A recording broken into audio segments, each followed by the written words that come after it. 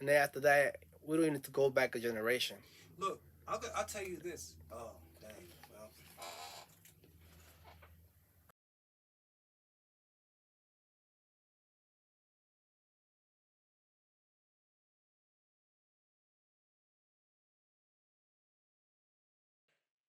So I know there's a service for YouTube, and then for other stuff that you could avoid all that.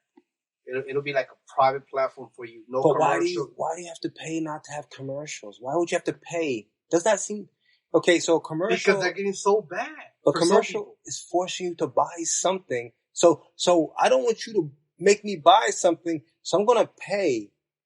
So the money I would buy this with, I'm not going to buy it with. I'm going to take that money and I'm going to stop you from sending me commercials, which I'm sure is not a one-time thing. I'm sure it's monthly. But it's the same thing that social media is doing to people that they don't want to hear. So it's... No, but people do want to hear, Jay.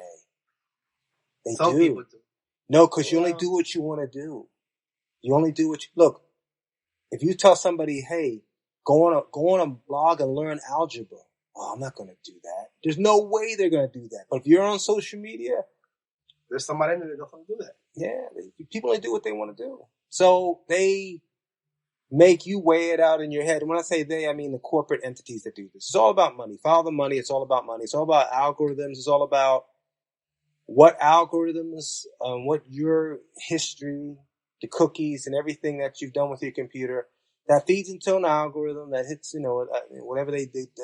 The technical mean is, and they throw that ad up there for you to watch. That's how it works now. They're guessing. Oh, they're selling your data, and that's where what you call the GeoINT, the Amazon Sidewalk.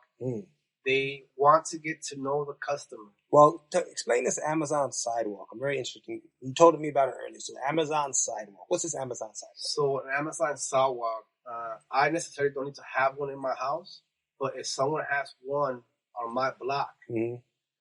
So whatever is feeding through the internet it's a signal. It's the bandwidth. It goes from one place to the other place, and it goes directly to like a storage. Mm. In that storage, they try to get data on us. Like, what do I like? All right, so I like the Patriots. I like to watch UFC. I like raw hip hop. I like a certain amount of clothes. So they're getting all that information, and they're building kind of like a virtual you. Like right now, almost every single day I get watches sent to my email where they just pop up shoes, and I do want to buy them, but that just pushes you because they know that. But you do want to buy it. Yeah, you do want to buy it, and that's why people are on the phone scrolling down for hours. I'm like, I know when I go shopping, I know what I want. I go specifically to get what I want to get.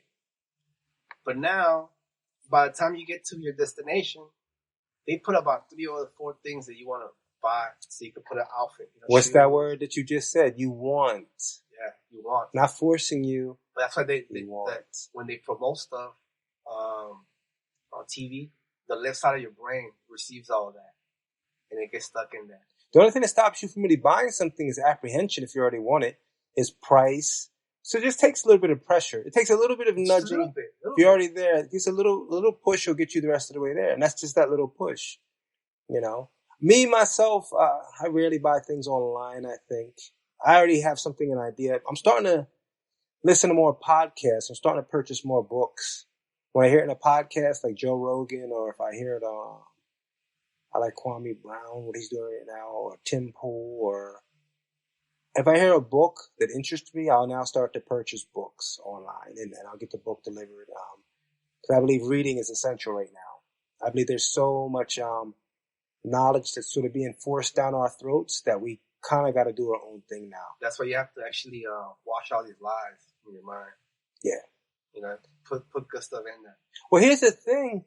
Quality stuff, Sometimes the truth, here's where they're getting a lot of people. And a lot of people that are getting this way. A lot of the lies are beautiful. The truth is ugly. But you have to get to the ugliness. Look, sometimes to take care of a growth or to clean the mold out of okay, say you got a refrigerator, okay? One of those modern steel refrigerators, just beautiful from the outside, okay? But in the bottom of the fruit drawer, there's this disgusting mold, okay? But you just want to keep the focus on the shiny doors. But inside there's that mold. You got to get to that mold before it starts to affect the food. You know, it starts to make it unhealthy. But you still got the silver doors. See, that's what knowledge is now. They're giving us a pile of beautiful lies. The truth is ugly. The truth is horrible. But once you get to the truth, and it hurts. It's supposed to. If you have an infection tells your body, hey, you got to take care of this. You got to heal this. You ignore the infection, it turns to gangrene. Then you have to cut it off. It's all one. Now there's this whole push of, I guess, the BLM movement with us being more culturally inclusive of all people. No one can be left behind now. Yeah. All these talk shows are discussing. And it's that word collectivism. It's like two camps now. Individualism, collectivism. But it's two camps being run by one. So in essence, it's just crazy what's going on right now. Just like you say, how it's all chess. Many times it's just how sometimes you control something is you let them think or let the people know that, for example, what they say, you let somebody think they're in control. That's the biggest power you can have, is to let somebody think they have control, to let somebody think they have power. The greatest power is to let somebody think they have power. And that's why they have the problem with America right now is certain groups are realizing the power that they thought they traditionally had, they never had. And now it's becoming, relevant. But something's changing right now. Because you say, what's the American spirit and all that? First, how it was built, We had slavery, Then that was by force. Well, let's go even further back. But then you have well, let's go back further. choice. No, let's go further back. Let's go further back. People in America were not the best people here. There are people kicked out of their country. Give us your poor, you're tired. They didn't say give us your scientists. They didn't say give us your artisans. They give us your best architects. All those countries kept those. They kicked the nuts out. They kicked the religious nuts out first. This country is basically founded by religious nuts. The Quakers and all who didn't want the debauchery. Oh, excuse me? Pardon me, religious freedom. Yeah. That's why it was established. Mm-hmm. But I'm saying like the future slavery is going to be to technology, man. We're enslaved to our objects, man. To the internet. The future slavery could be anything that's from the outside. Sugar is slavery. I was telling you that we're heading towards that virtual reality world, man. Mm-hmm. You know how a random person could become a star or an athlete for one day and live that life. So what's that taking you further away from, man? It's taking you from further reality. From the reality. truth. Yeah, from the truth. But that's what they're doing. It's lies on top of lies. This is better. This is better. Well, until you get to that septic tank, because when you defecate, it goes somewhere. There's a system that happens. Well, we don't want to know about that. We just want to know, look, it's out of my system. Sorry to be so descriptive. But there's septic tanks. There's stuff that needs to happen with that. There's somebody who has to deal with that, who they get paid to deal with that. But that's all. Well, that's the same with history. Like, people who came to this country were not the best people.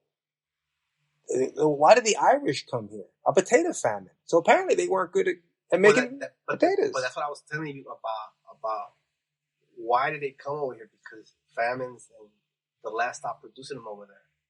Because of all. No, Jay, what I'm trying to say is this, okay? Whatever brought you to America, you were not the best. America says, USA, we are the best. We became the best, but we didn't get the best. We don't even got the best gene pool over here. So start there first. Yeah, the people who came here were not the best. They were people escaping something. So whatever they were escaping from, whether it be a famine, religious persecution, whether it be, a caste system, whether it be the complexion of their skin. There are people in this country right now because they're too dark. If you go to India, I don't know a whole lot about India, but no, they have a caste system. And that caste system is on the complexion of your skin. How many light-skinned Indians have you seen? They have Indians who look white. They got colored eyes. They look white. Just watch Bollywood. You got Indians who look white. How many Indians have you seen over here plain complected? Not too many. Okay. They're still in India. Most of the Indians you see are dark complected. Okay, because they got a caste system. Okay, if you are from an Asian country and you want to have any more than one child, that's not happening. But like you said, they did that everywhere. They've done it everywhere. Well, I mean, they've done it everywhere, but America's the only country that says, okay, well, come, still. Like I said, some countries it's a name. Some country, if you go to Italy and your name is not this, you're not going to ever be on a police force. You're never going to be a lawyer. It's all a name. So those people come over here and create a life. But then, somebody said, you might have said it, I might have said it, the oppressed become the best oppressors. So you have a pile of oppressed. Continues. Yeah. So that is so true. So America's built on the oppressed. That's why we have such a racist spirit, an oppressive spirit over here. Because it's not built on greatness. It's built on oppression. Like I was oppressed from my country. Look at people who come here now. There's no, but look, if I'm in another country and I'm eating well, I have a nice house, I have a nice job, my kids are raised well, why would I come to America? I don't speak English. I don't know anything about the American culture. Why would I come here? There's no reason. Why would I come here from another country? Finances, escape. Like right now they're talking about bringing a lot of the Afghani soldiers over here. I don't know, a lot of the translators and stuff like that. No, America's pulling out of Afghanistan, so the Taliban is starting to kill their families of the people who helped America. Just like in Vietnam, and just like Cambodia, when the people who were helping the American soldiers and everything like that, they had to bring them over here because they were exterminating them. What's going to happen? What do you think is going to happen from the U.S. Leaving Afghanistan? But Afghanistan has been, they've been, like Russia's been over there, Britain's been over there.